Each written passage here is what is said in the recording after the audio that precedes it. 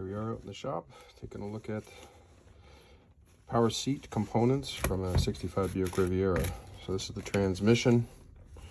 Taking it apart, disassembled it, cleaned out the old grease, used some xylene on the metal and plastic parts to remove caked on grease that basically was acting like a wax. Now it's operating nice and smooth. And then we got the motor. We'll clean up the case a little bit, and then we move over here to the seat frame itself. So this is the track, and we've got two adjusters. We've got the seat height and then the forward and backwards. And seat height's working fine, and the forwards and backwards, we're just working some penetrating fluids down in here and slowly tapping to free up where there's a little bit of corrosion. It's captivating that track, but otherwise it's in really nice shape. And then we've got the ever important motors,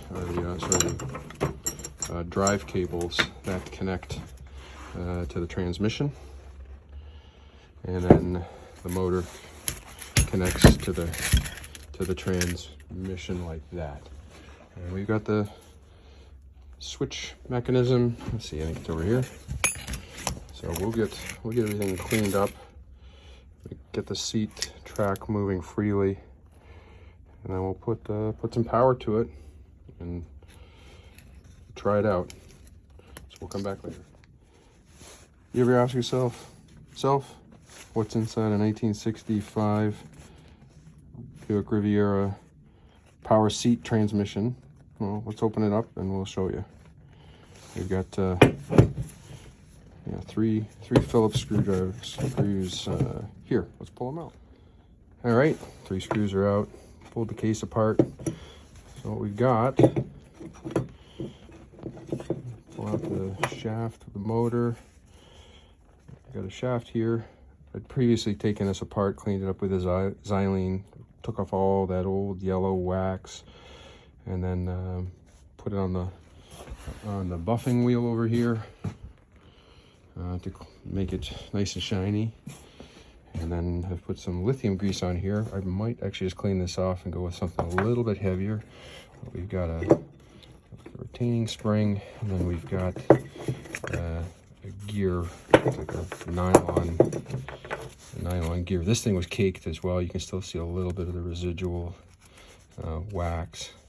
But we got that off there again with some warm xylene, a little bit of patience, and a brush, soft brush. Cleaned it up, and then inside here, just got the repeat on both sides, the same setup. What we've got. I think what happens, charge comes through here, and then it thrusts one of the gears forward into this gear in the transmission, and then that drives the one of the 2 cables for seat elevation or the forward and backward motion on the track. So I'll clean this up again, put some heavier grease on it, and then we'll reassemble it. See if we can get this thing powered up. All right, we got it all cleaned up inside, took the lithium out and put in some nice, just all-purpose grease from the grease gun, and it is nice and smooth. Doesn't vibrate at all. That's going to work out really well. And let's see, we've got these 2 screws here. They've got some sort of like mid-60s Buick, I don't know, like a security fitting. I don't know what it is. It mounts to used to mount to the frame. But you guys down in the States, get yourself a set of Robertsons. This is the green Robertson. It fits in there perfectly. Yeah.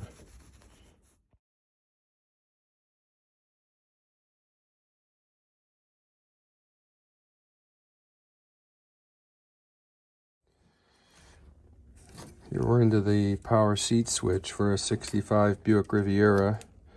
This is for the standard model. It goes on the base of the seat. The Deluxe had one that went on the armrest, driver's side armrest.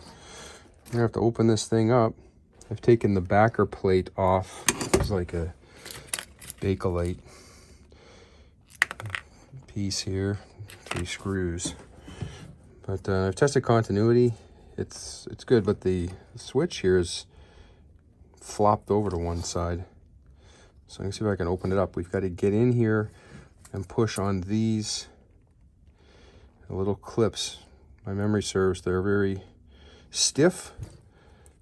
They can be delicate. Looks like we've got 4 of them. So I'm gonna go and get a punch and just take my time trying to ease them out.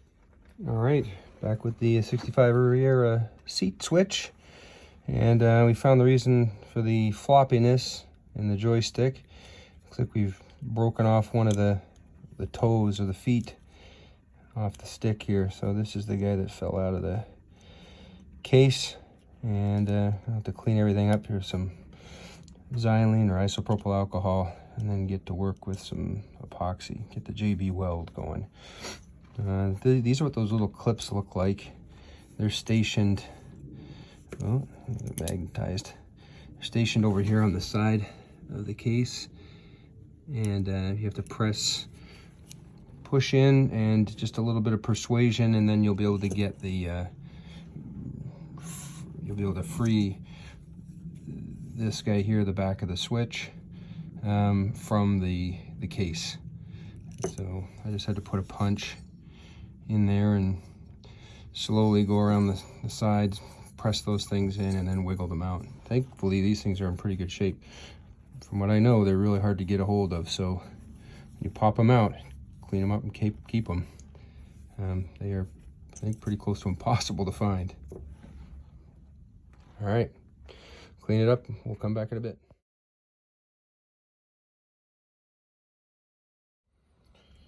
Okay, we got the bezel here, polished it up. Yeah, not bad. It's pitted, but a heck of a lot better than it was. Use some of this. Oh boy, I don't. It's like a pumice in a tube. I forget the name of it. It's a decent one, and I just used a felt pad on the end of a drill. This guy over here, just put one of those furniture felt pads on it, glued it on top of my old Rolex disc. And then we got this bad boy sitting up in the vise. I've epoxied it, and it looks like the pin is actually bent. Somebody was reefing on it, probably rage adjusting their seat at one point. So we'll let that set up and dry, and then I'll try to get that the knob perpendicular to the base. It's off just by a little bit, and then we'll try to reassemble everything, see if that does any better. I know somebody's going to ask, so it's peak.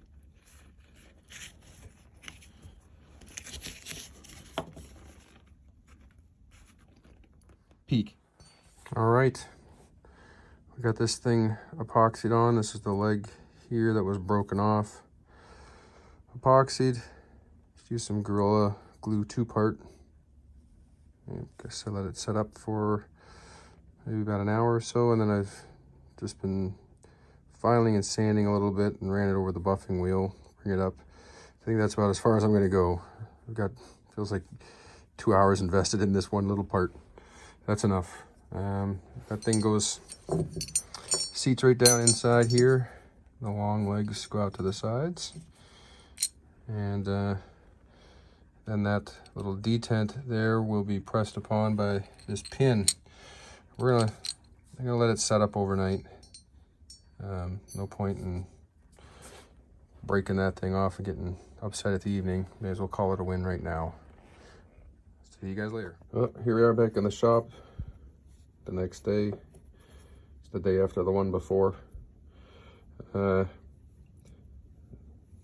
This base was just slightly askew, so my OCD kicked in, and I started, thought, well, I'll just put a little punch there, give it some love taps, and adjust the base, get it nice and straight with the top of the knob here.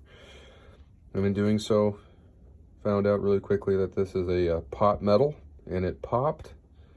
and it broke right there at the base.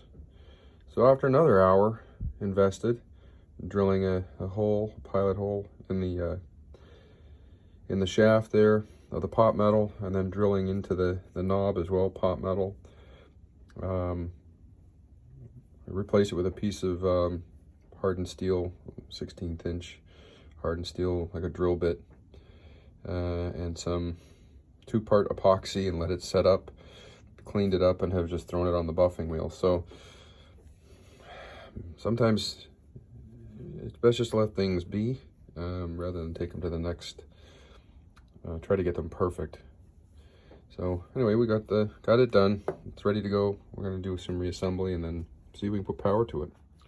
All right, we're digging deeper. I hooked everything up and ran some power through it, ran through the switches, and got the transmission clicking, and could hear the relay clicking, but just a buzzing coming from the motor. So time to open it up.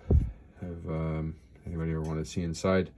Power seat motor of a 65 Buick Riviera and other affiliated GM products of the era. That's what it looks like. Had these 2 long bolts with an odd size head. Just using pair of pliers, gently removing the those bolts that were holding on the back plate with the bearing. I'm going to see if I can liberate this coil and the stator from the housing, and then see what we've got. Take a closer look at the brushes. They seem to be in there, the carbon brushes. But we'll do some continuity checks here in a second. All right, back out here in the shop with the seat motor for the 65 Riv. Cleaned it up a little bit there with the wheel. Put some metal prep on the outside, give it a little bit of protection. Took these bolts out. These are interesting shaped nuts. They're not they're oblong. There's not any normal size I'm aware of. So pair of pliers there, undo it, pop the end off, put some super lube grease, this stuff here, and in at the base of the armature, and it seems to be working pretty well. So got some power ready to throw. 7 volts, 9.5 or 9.2 amps, something like that, approximate. Let's give this a try. We've got this wired up here, the hot lead, so I need this guy right here to complete the circuit in either direction, forward or backwards. So let's hit the green. Lovely. All right, I think that is good. Should probably try to apply a little bit of load to it, see how it's, oh yeah.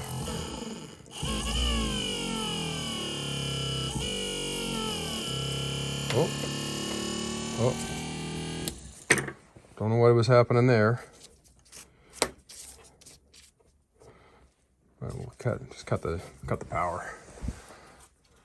All right, we're back in the shop. Finally got this power seat working. Had to really get into this connector here, the yellow lead. The brass connector inside was damaged, so I had to pull that wire out and fix it up, clean it, make a good contact. But we've got everything operating now, so we'll put some juice to this thing. We'll get 10 volts at it, because that's what the motor wants. And here we go. We've got the switch that's been repaired cosmetically and electronically through cleaning. Anyways, there we go. It's working. Moving in both directions. Moving, and goes front to back and up and down, just the way we want. You see, I've got the motor's grounded, and then I'm running power to the lead here. But yeah, all in all, took a while. Probably have a total of I might have 20 hours in on this thing now, just getting it cleaned up, rehabilitated, greased up inside here, cleaned and greased in the transmission, and put a little bit of super grease in the back of this guy here on the bushing. Super lube. This is the stuff. Seems to work really, really well. Doesn't harden. And yeah, I had some heavy corrosion on one of these tracks here, so that it was 2 tracks were fused together. And through a little bit of patience, penetrating oil, filing, heat, filing, penetrating oil, repeat, repeat, repeat. Finally got that side freed up and functioning nicely. So this thing's ready to go, be installed in a 65 or 64, 63 Riviera. Thanks.